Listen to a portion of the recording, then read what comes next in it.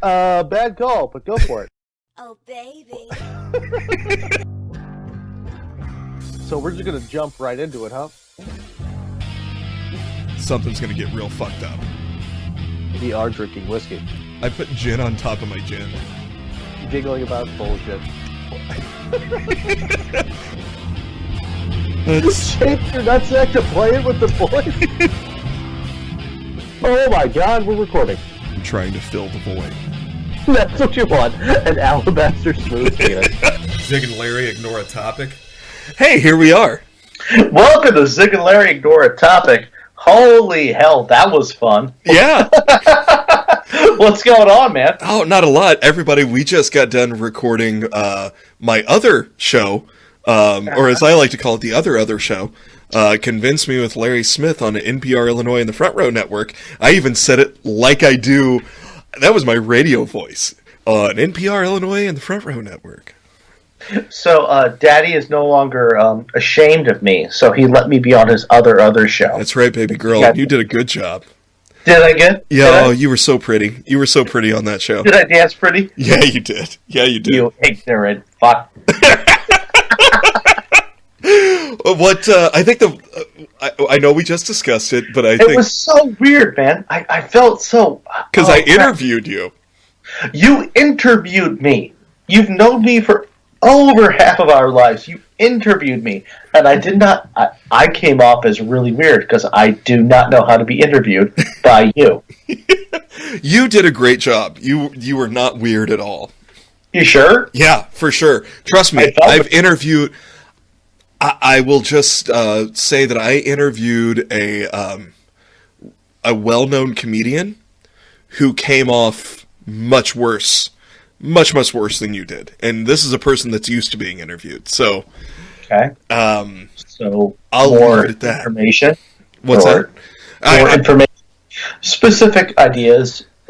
Examples. They after telling me how excited they were to be on my NPR show, when I got them on, a couple times they reminded me of what their schedule was and how they needed to get off at a certain time, and would answer questions with like 3 words. And okay. I was like, but you were so excited for I legit know you in real life, and you were so thrilled, and now I'm carrying the show. My back hurt at the end because I had to carry the whole thing.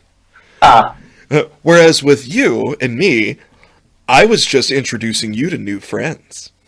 I was clinging on to you like a goddamn, like a drowning puppy. I was just like, no, help me. The waters are rising. I don't know what to do. You're interviewing me. That's so weird. Which is normal. I've carried you so many times. And like, yeah, no kidding. Physically What's more to the rooster, friends? Top of the hill, tuk-tuk. Don't worry, I will be the one with all of the praise. I don't remember what... It was a rock club. Me, you, and Jeff went to some rock club. And we were going back to hang out with one of Jeff's friends at their apartment after this show. And we were walking, and we had to go up to the top of this tall hill. And I don't remember what part of Chicago we were in. It doesn't matter. But you looked at me and you were like, there's no way I'm walking to the top of this hill. And I went, get on my back. I'll get you up there. And so you jumped on my back, lit a cigarette, and screamed, to the top of the hill, tuk-tuk. And I ran us through a crowd of people to the top of the hill. Just speaking in some incoherent language I was making up. And you were just going, he's the best Sherpa in the business. I have got to get some real medication. I have no memory of a lot of the things that I've done in my past. And I never did any really illicit drugs. Just booze. Yeah, just I never even smoked weed. Yeah. Yeah, you weren't into and when I say this, you weren't into much of the same stuff that some of us got into. No, not at all. Is that story possible? Most likely. Do you remember it? I believe it. Do I remember it? Zero. Nothing. I got nothing. No. Yeah, and it was. Oh, that was the same night. To bring up Jeffrey again, that was the same night that Jeff was like, "I'm driving us back home," and we're like, "You are not." And we hailed a cab, and Jeff and I got into a physical altercation until you looked at me and said, "Fine, fuck it, let him drive us." And so he drove us back to where we were. I think he dropped you off at your house. Jeff and I went back to his apartment. He went to bed and then got up the next morning, walked up and said, "I'm really sorry, I shouldn't have driven home last night." And I was like, "Yeah, you're right. You shouldn't have." The things that imprint on us in our youth are different for everyone. Yeah. That's the best I got. I have no memory of this. I'm sorry. I have no memory of this. Well, I mean, let's face it. We drank enough that most of the memories are spotty at best. I would like to make it. Hold on. I would like to make it apparent that these kind of stories happened legit every weekend for decades. It's true. So we pick and choose. It's not like it happened like one or two times. Yeah. Like, oh no. And the rest of the time we were like, oh, I had tea and then I learned how to make white rice. No, we were doing legitimate weird shit not weekend. That wasn't even weekend. It was like every day. Yeah. Every day was like, we're gonna go jump in these dumpsters on ketamine, and we're going to just see if there's fairies in there, and then we're going to do that for 3 months, and then after that, we're going to see if we have done well in our geology class. Like, what the fuck are we doing? Just testing the limits of human endurance. Yeah, I don't remember the one time. Mm-hmm. I don't. That's okay. That's why you have friends who remember these things and can remind. Look, I told the story recently about me falling in the bonfire. Yeah, that I remember. Yeah. And I definitely remember that. I don't remember it. I just remember I just remember the version of that story that you have told me. Mm-hmm. And that I've heard you tell other people. And I'm always willing to admit, I don't remember any of this. And every time Zig tells this story, it gets better. And this is how the legend of Hercules started. Then that's also how religion starts. Yes. Because the story between me and you has gotten bigger and bigger over 20 years. Give it 2,000? Come on. Yeah. There's at some point there will be a statue of me with like my arm in a fire, and he'd be like, and he was untouched by the flame, and his beard was mighty. Do you really think that though, honey? Is that no? I don't. No, I don't think any good things about myself. I was just making a joke. See, what I was going to say is my particular brand of crazy makes it so I remember way too much. Way too much. If I could, there's a lot of times that I wish that I did have gaps in my more gaps in my memory than I do,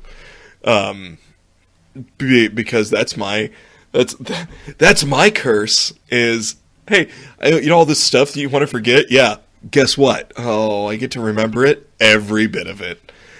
No, I feel you. So, how much... Okay, honest question. How much marijuana have you ingested in your life in the last 30 years?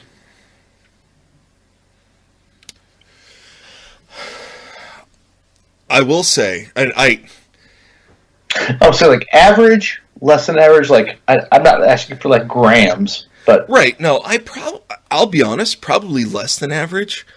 Yeah. Because I was always a booze guy. Me too. Much like yourself. But it's funny. Now that it's legal, I'm less apt to want to do it. Because when it was illegal, I would do it on occasion. Because that was still my way of being like, I'm still punk rock, motherfuckers. You can't stop me. And now when I'm like, oh, you mean people in nursing homes are also smoking up? Okay, well, you know, what fun is that? And that's the other thing. I was never, because I worked jobs that did the random drug tests for long enough that I was like, I can't. I can drink, but I can't have that in my system, or else I'm out. I'm fired. And so I just became a booze guy. And so, like, occasionally, now I'll have a gummy, or I'll hit a pin, you know, but I want to be in the house where I'm safe, in my chair, where I have all of my records, and yes, I'm not joking, my records, my vinyl, and if I want to be like, all right, I'm high, I want to listen to John Prine for the next hour and a half, while I sit in this chair and eat cookies. That's what I'm going to do. I'm not a big social smoker guy. Well, I only asked because I was thinking about this for my, for myself. I feel like I don't have as much memories of myself beforehand that I should, and I never really smoked weed, but it was always booze. Like, I'm thinking about, like, my entire, like, previous life, like, even, like, the first 38 years. I feel like there are memories I should have that I don't, and I'm not sure if that's my own failing, or the booze, or just that's human nature, or I don't know. It's weird. Well, I don't think there's any... It's not your own failing. I just think that's the way your brain is wired. And it's not a good thing or a bad thing. It's what it is. And I hate the phrase, it is what it is, but in this situation, that's just how it's wired. But there's other stuff that you have vivid memories of that you'll bring up to me, and I'll be like, I have no recollection of that. Yeah, that's my question. It's like, is that human nature, or is there something clicked off in my head? Because I know that I'm smart, but I think that my memory of, like, past experiences is not quite the same as others. My long-term memory. I could be wrong. I don't know. Yeah, I don't... It's weird. Yeah. And we're getting really deep. Let's get really deep. Let's get real deep. I'm going to get close to my microphone and get real deep. This is... Give me 2 fingers, 3 knuckles. And relax. And relax. Can't relax. No. You can tell me to relax. I can't relax. If I stroke the back of your head, here we go. That's worse. Just let it in. Just force it. Well, okay, here you go. And now we're at 6th grade chemistry. Thank you, Doctor. Cusine. So big, Mr. Big Man. No, this is weird, but it's what I've been thinking about really recently, because it's weird. I've had dreams of, like, things I hadn't thought about in, like, decades. Yeah. Just hit me. I'm like, oh shit, I forgot about that. So how much of my past, how much of your past, how much of anybody's past should we have a memory of? That's my question. Am I off? Am I more than or less than? I don't know. I don't have a good answer for you. Yeah. Like I said, it's kind of weird, right? It is. I remember so much, and I just assumed that was an after effect of, and not being joking or trying to be trite, I just assumed that was an after effect of my anxiety. Do you remember specific instances or chunks of time? Both. Okay. But I will say mostly very specific instances that will come to me in moments where I'm like, oh, I fucked that up, didn't I? Wow, what a piece of shit I was in that moment. You know, and that's what's stuff that sticks with me. But then because my brain hits record apparently on certain things, I know there were a couple moments that night where I was, there was not my proudest moment. Speaking of the moment where the night that I carried you on my back up to the top of the hill like a Sherpa. I know that that's stuck in my memory because there were moments that night where I was not real proud with the person I was. And those moments are what cements into me so that I can, according to my therapist, can bring them up and beat the shit out of myself over it even 15 years later. Oh, yeah. Those moments are cute, aren't they? Because I have one that was when I was 14 that still, every once in a bit, brings up, and I still, at 42, have the same emotional response, even for a moment, that I had when I was 14, of when I was, like, horribly embarrassed. Like, oh, that hurts. Yeah. And then you go, okay, it's fine, it's over, but it's still there. It's like a little click, right? Yep. Yeah, I've got moments that and ask me if you, like, okay, name one right now. I couldn't, but depending on, I'm sure it's the... No, I could. But, you know what I mean? There's, like, moments where, like, the lighting's just right, and I get a certain... I hear something, or I smell something, or somebody says something, and it triggers that. Right. And I am reliving that moment from when I was 14, and I'm super embarrassed, or I said something stupid, or did something stupid, and I think to myself, oh, that person's got to remember me as this nerd, or this horrible idiot, or this, you know, I can't believe he would say something like that in this moment. And I'm sure that person could give a flying fuck. Mm-hmm. But because it helped shape the the anxious drunk mess that you see before you. Yeah. Hello! Let's add booze. That's why Daddy drinks. Because sometimes we just need to put poison on those memories. We went real deep down the rabbit hole, buddy. That's okay. Sometimes it's okay to do that. Like, right. You know that philosophy episode that we recorded that we both went, oh, I don't know about this. I actually went back and re-listened to it, and I was like, oh, this is actually really good. Okay. I'm going to release it someday. Someday. I'm going to let you know. I'm going to warn you. After the monsters take over. Yeah.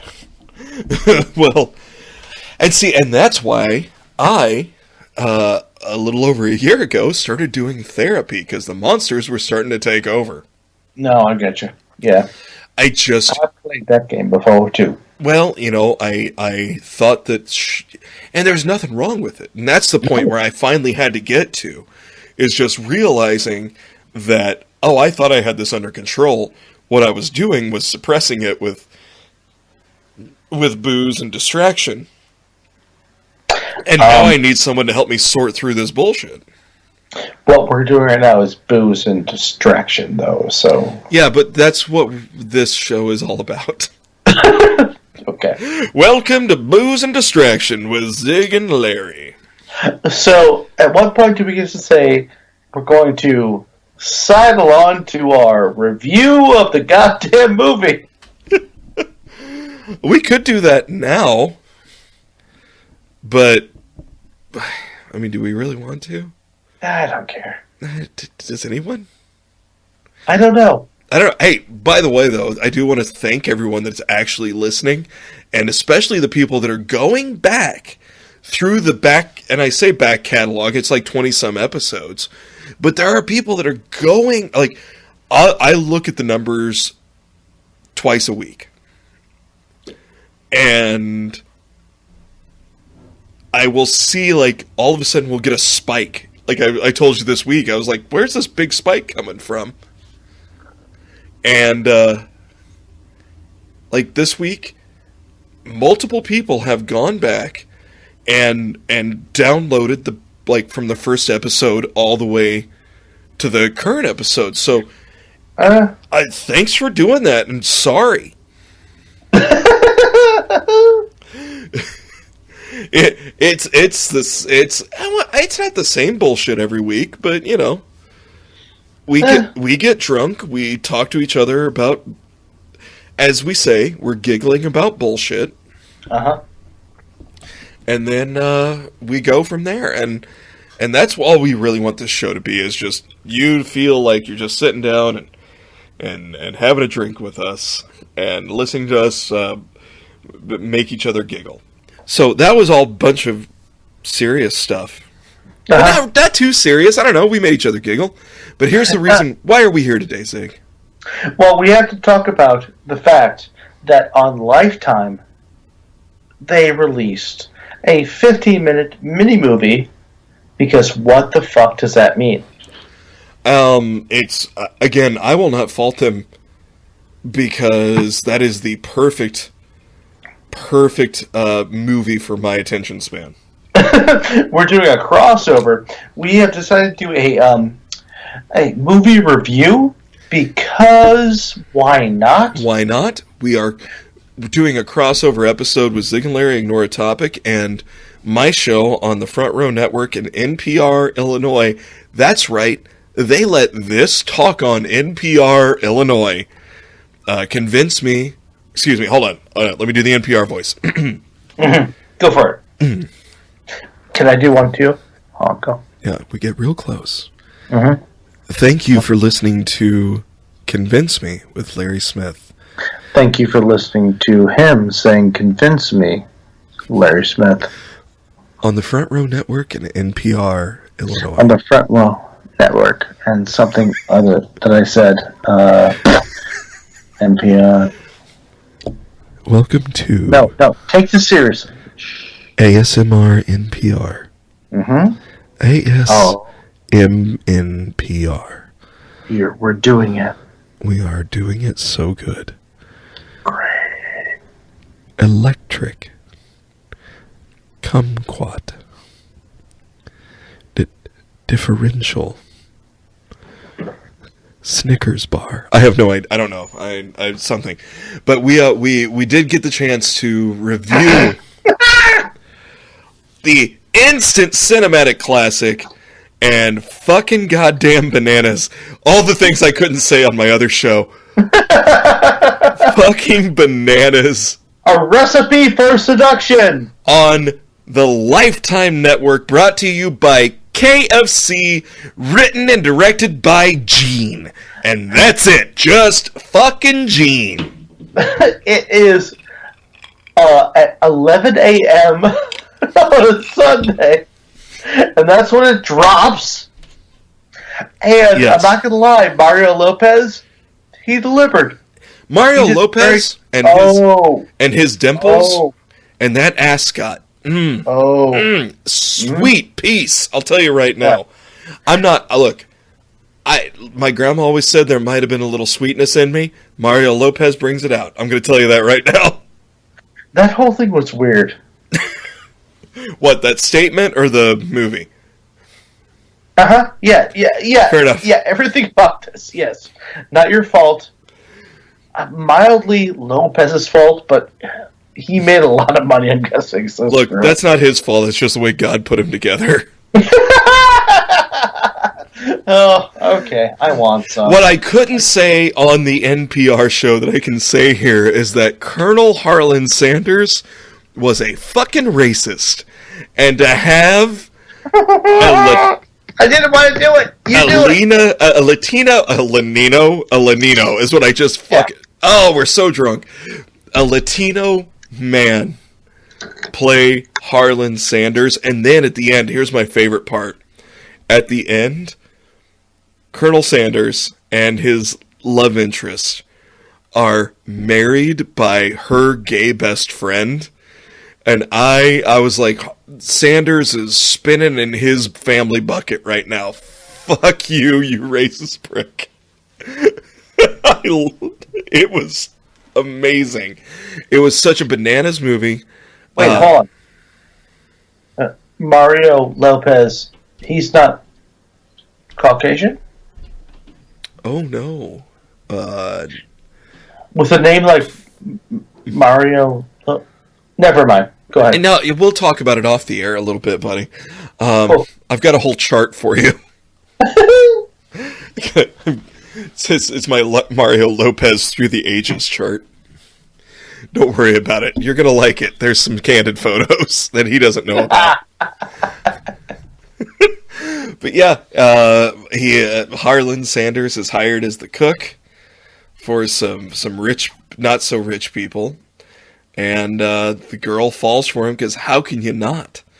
You're doing a book report. With his soul patch and that shitty mustache and the slightly gray hair and those dimples. How can you not fall for Mario Sanders, Colonel of Chicken? Okay. And his extra crispy crank.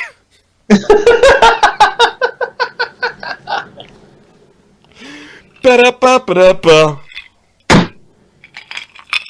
So what we're doing with the rest of this episode is we're going to bring in the movie review we did on Convince Me with Larry Smith, and we're going to finish out this episode with that, because I'll be honest, it's insightful, it's sensitive, it's none of those things, but it's funny.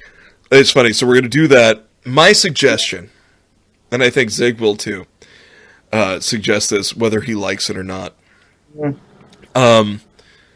Go over to Convince Me with Larry Smith, and listen to that whole episode, because it's not just the movie review. You can actually skip past the movie review if you want to. If you don't want to hear it twice.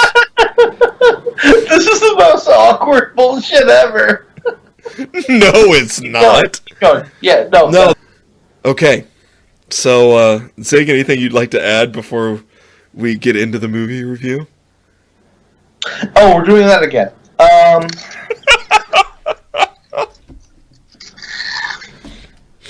No. You?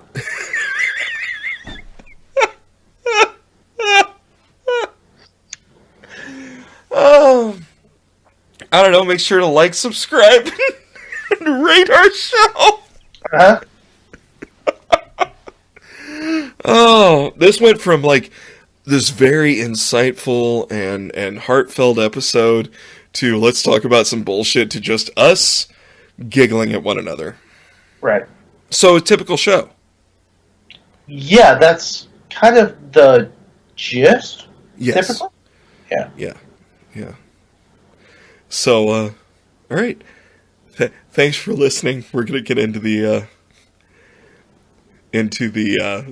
movie review of a recipe for seduction. Let's try this. Let's get in close. Get in close. Okay. I'm gonna say a recipe. You say for seduction. Okay, hold on. Okay. So let's get into the movie review for a recipe for seduction. Ooh yeah. Ooh yeah. Oh. Is it extra crispy or is it original recipe? It's a little wet. So original. You got it.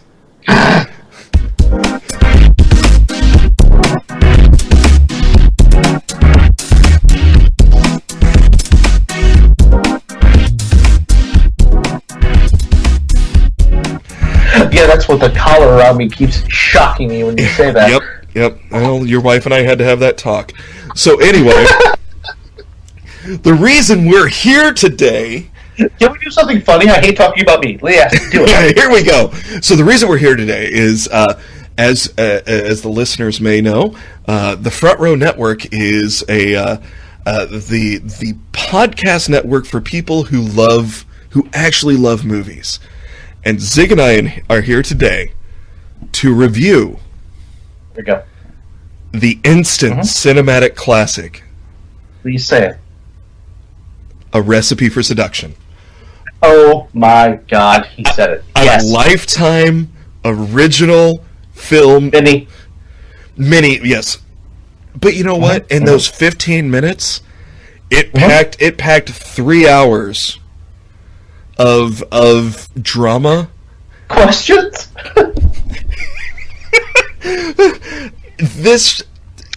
It stars Mario Lopez. Correct. As Colonel Harlan Sanders. Obviously. And as I put it on my live reaction on the Front Row Network's Facebook page, some other people, but who cares? I care about the one dude who played lead because he's an SNL Second City alum. But outside of that, no. Oh, is he? Yeah. I'm glad you did some research on that because I was like, we stop at Mario Lopez because I did that much. Yeah, so good. Which is reflective of our other show.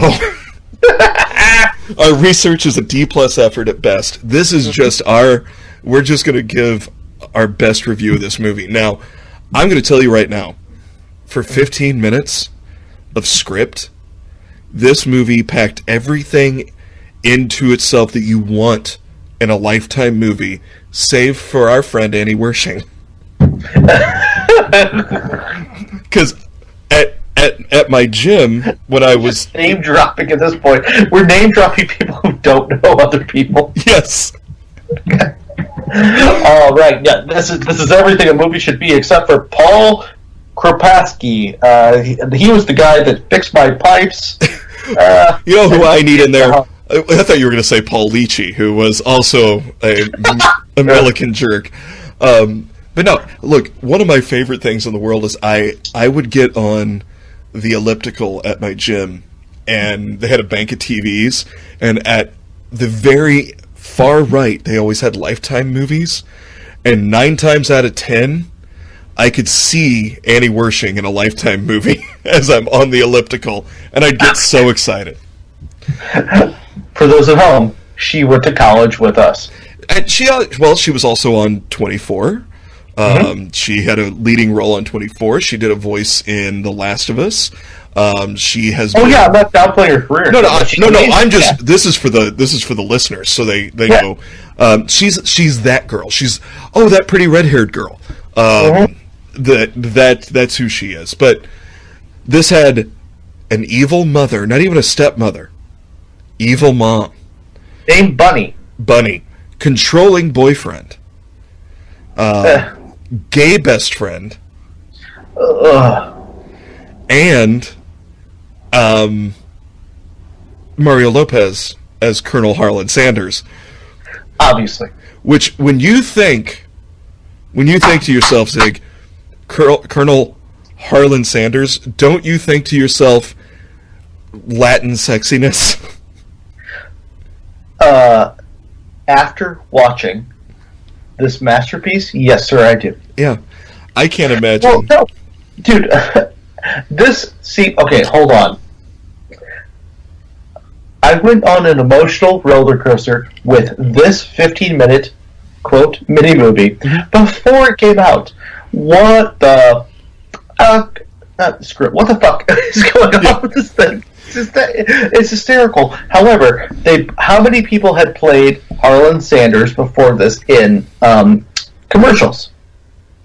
Oh, man. Hold on. I'm going to blow your mind. Go for it. This is like a Marvel, Infinity Stone thing I'm going to hit you with. Was it 10 different people? Yeah, it was. I should have done this. I just had this thought. So how many? 1, 2, 3, 4. Name them. Well, I know Jim Gaffigan did. Uh-huh. Who else? So, obviously, KFC doesn't give a goddamn who plays Colonel Sanders if it makes sense. Norm Macdonald, right? Yes, it was mostly comedians, but yeah, Norm Macdonald, Daryl Hammond, George Hamilton, Cool. Reba McEntire, Sure. Rob Riggle. Got it. Really? This is an extensive. Hold on. I'm going to go to the actual article because I'm starting to feel like okay. I have trumped you, sir. Yes, I have trumped you on your show. 13 so far. Daryl Hammond, Norm Macdonald, Jim Gaffigan, George Hamilton, Dolph Ziggler, the wrestler, Rob Riggle, which probably the best, Vincent Kartheiser from Mad Men and also Angel. That's right, Billy Zane. I forgot Billy Zane played the Golden Colonel. Rob Lowe, Ray Liotta. I take it back. Ray Liotta was probably the best. Christopher Boyer, Reba McEntire, Jason Alexander, Sean Astin, Hafthor Bjornsson, who played the Mountain and also was the world's strongest man. RoboCop.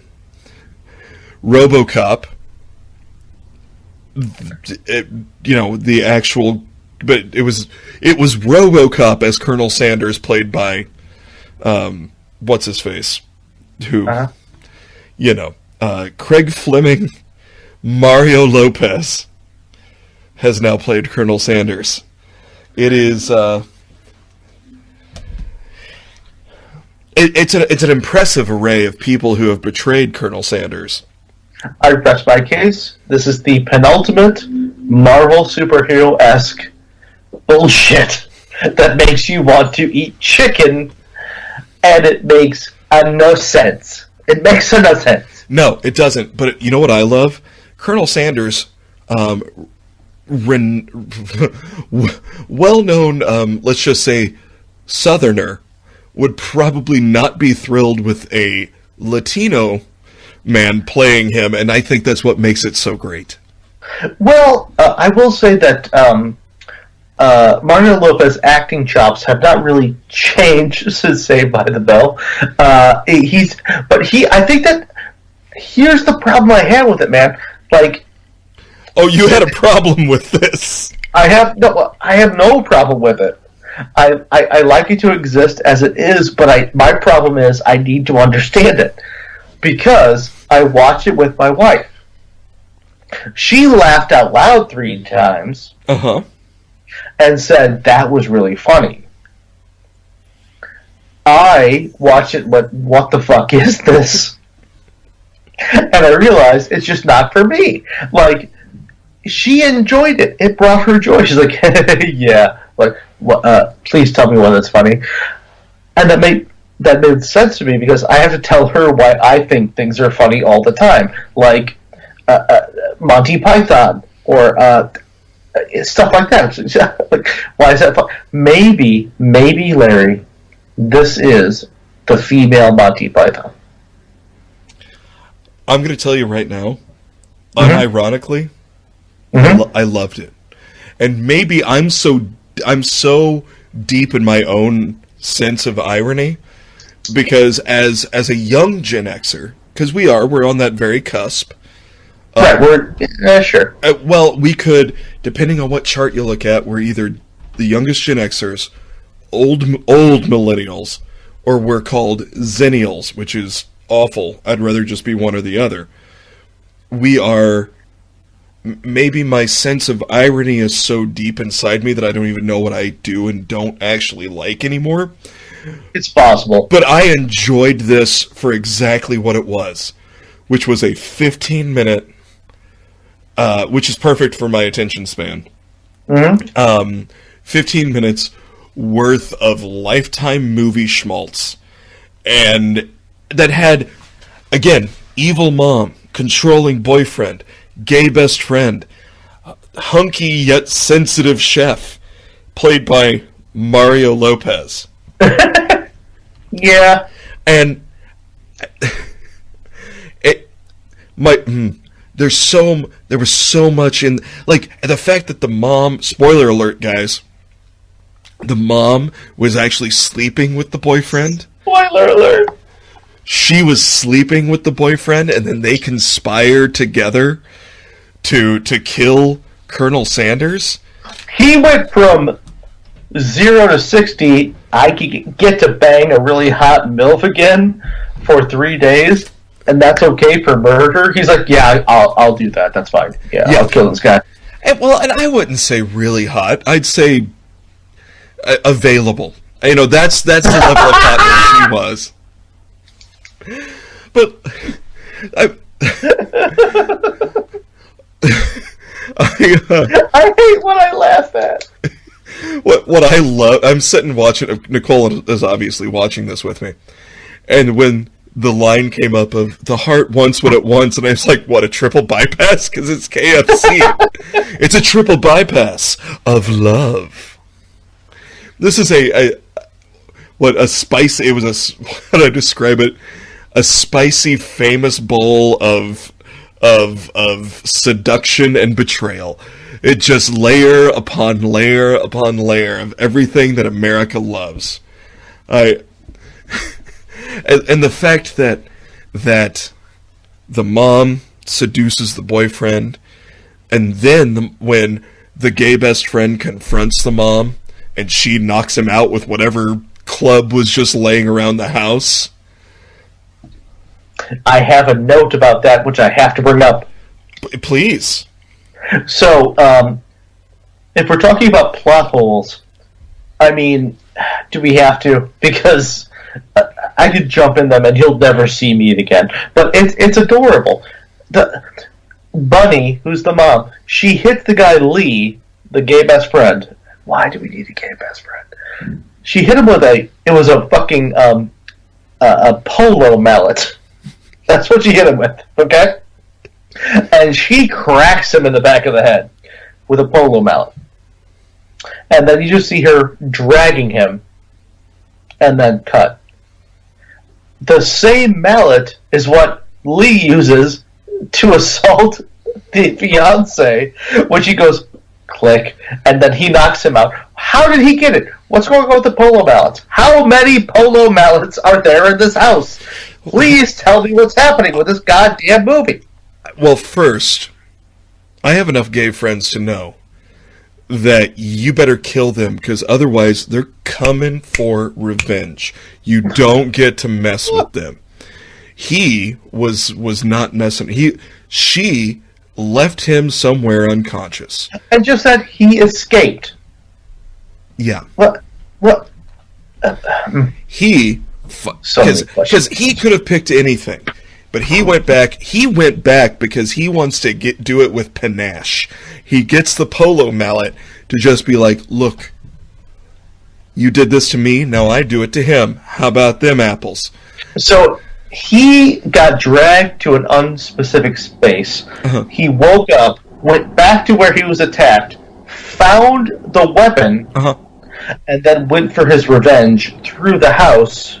Yes. Thus, I don't see what the question is.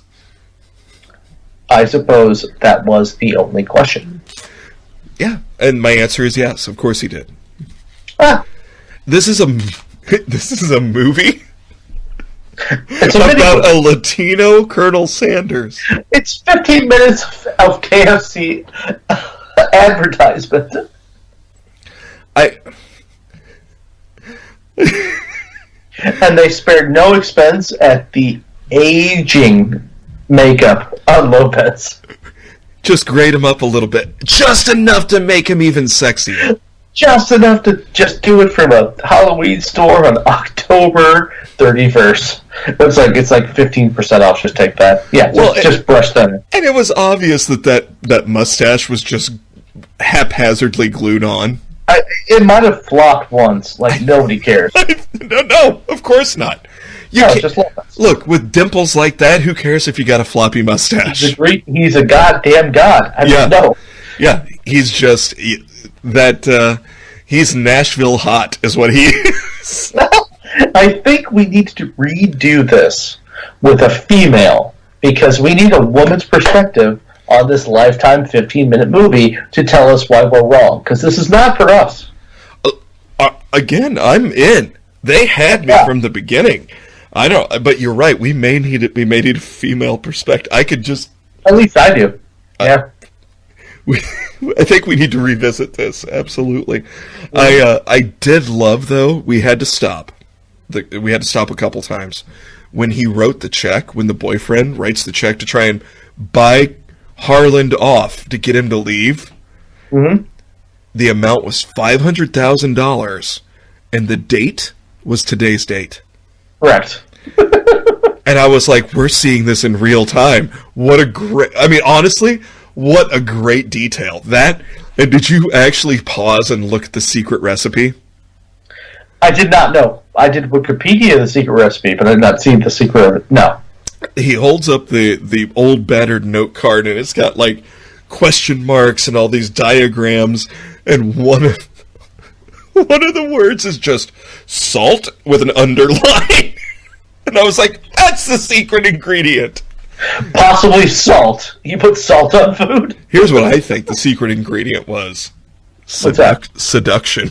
Oh, dude. You're so much better than that. Like, who was seducted? Like, there was no seduction. It was just, oh my good lord. And then, at the very end, the two bad guys, they just put a little bit of gray in their hair that came out of a can, and we found them. And he ate a piece of chicken. Yeah. Yeah. It was perfect. I loved it. But, like, it was said 1 year Were later. they hiding? I don't know. But that's what got me, is they're both grayed up. Like, their hair is gray, but it's only been 1 year. Yeah, and there's no, like, makeup on their face. Just all of a sudden, for some reason, their hair has grown huge and long. And we're looking for answers where none exist. Here's the problem. Allow it to be exactly a recipe for seduction. And I am fine with leaving it as it is. I'm telling you, it's 15 minutes of fun. It's 15 minutes of fun.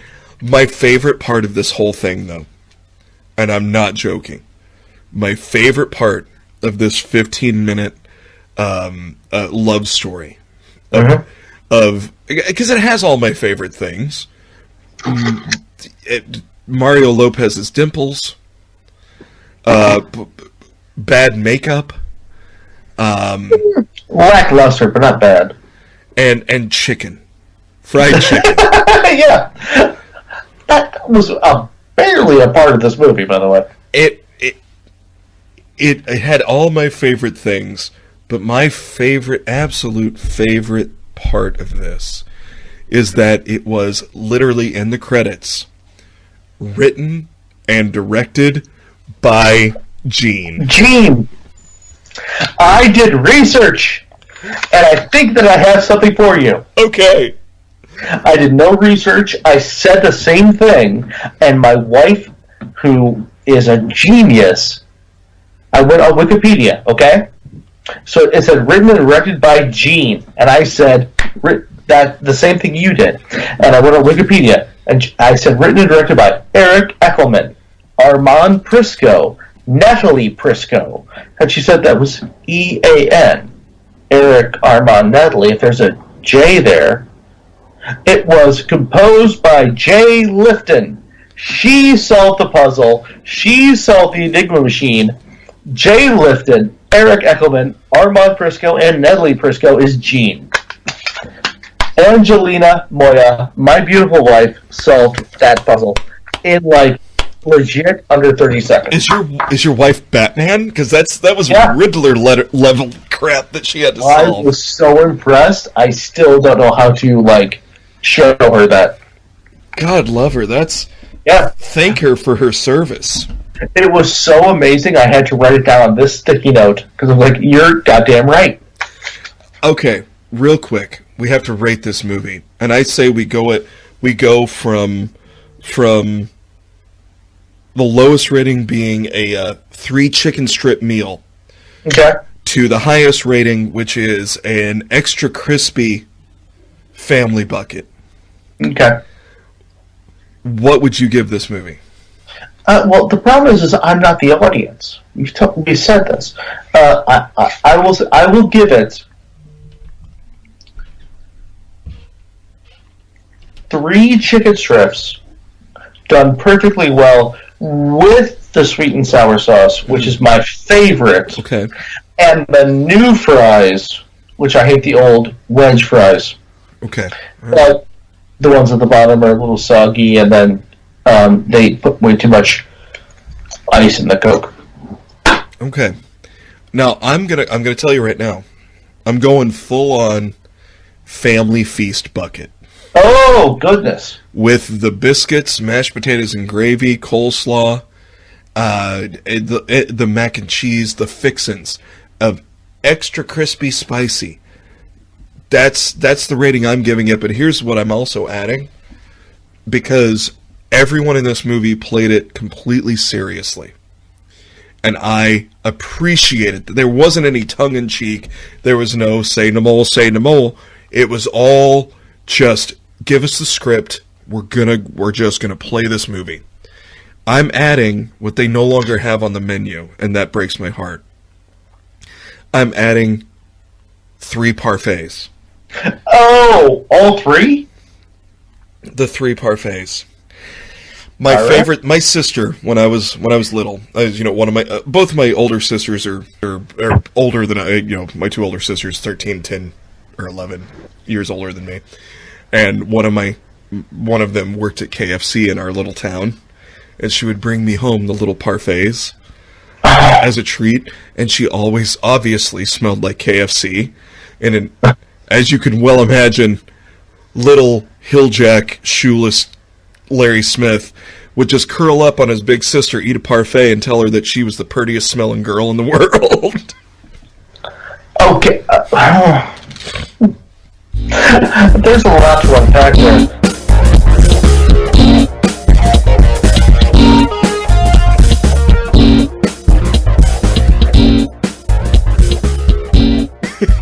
So that was the review that you heard, a very professional review on NPR, Illinois, and the Front Row Network.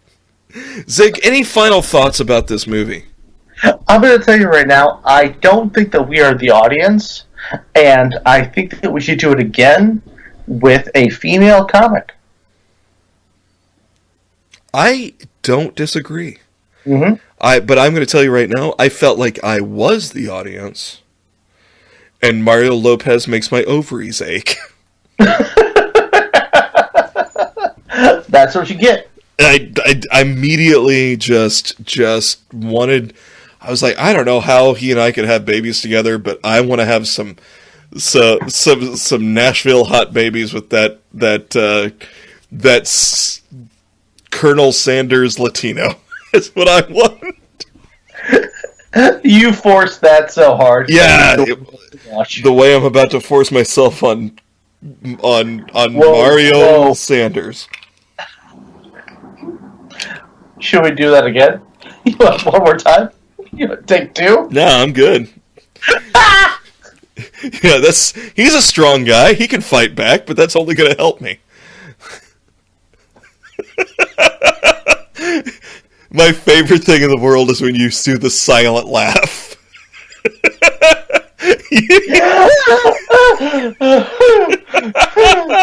That is my favorite thing in the world. Oh, fuck you. I almost fucking... Oh, God. So many... Okay. So few honest laughs where I almost die.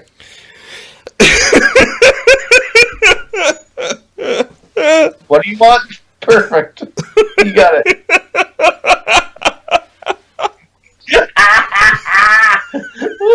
Oh, God. Oh. Just a sweaty ball of man just rolling around, me trying to throw an elbow in the back of his neck. Fuck yourself.